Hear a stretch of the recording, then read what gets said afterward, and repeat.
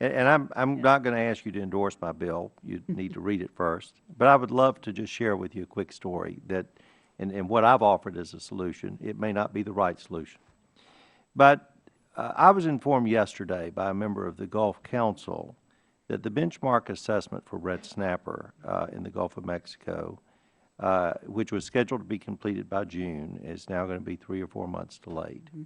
Let me tell you why that's a problem. National Marine Fisheries, which I believe is under the jurisdiction of the Department, working with the Gulf Council, came up with a 27-day red snapper season this summer with a 2-fish bag limit.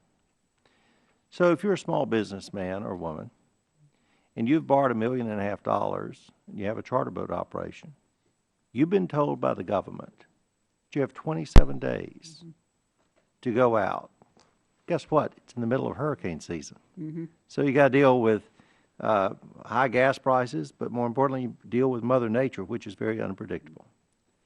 All the while, independent data from scientists, marine scientists in my part of the world say that the red snapper stock is healthier than it's ever been. So take that and lay on top of it the Department of Interior.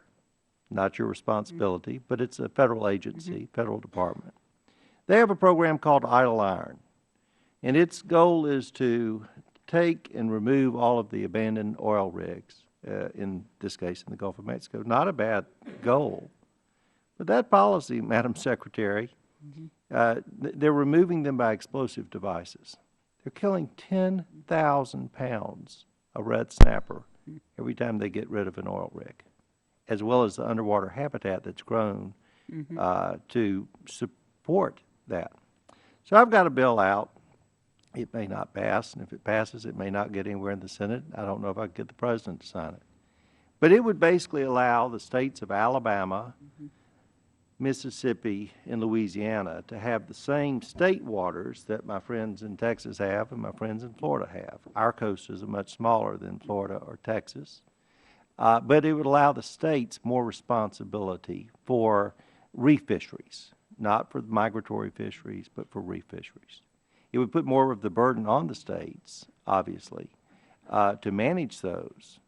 But I will tell you, and again, I'm not going to ask you to look at the bill or to endorse it or bless it, but we've got to do something more than what we're doing, because the system we currently have is telling small businessmen and women who've been struggling through not only a terrible recession, but a bad oil spill, 2010, that shut the season down. Your federal government really doesn't care. And oh, by the way, another agency is going to go out and kill 10,000 pounds of fish, but we're going to limit you or me, if we want to go fishing, to 27 days and 2 fish. That really doesn't make a lot of sense. Yeah.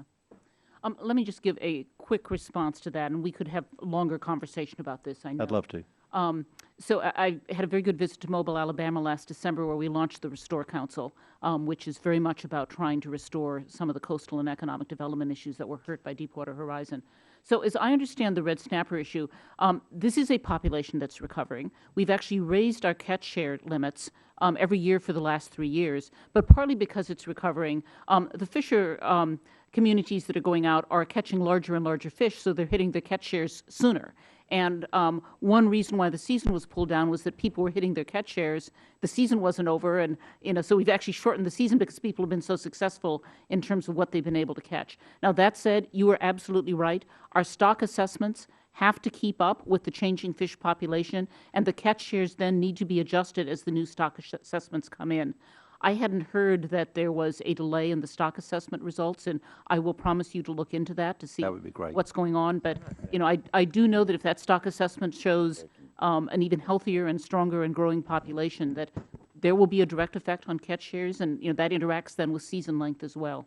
Well, anything you could do, I would appreciate your looking into it. Hopefully what I was told yesterday was erroneous, but if it wasn't, that delay basically will kill an industry that's already been stressed. We had a boat captain during the oil spill who took his life because he was worried that he would never see the life that he had lived for his entire life ever return to normal.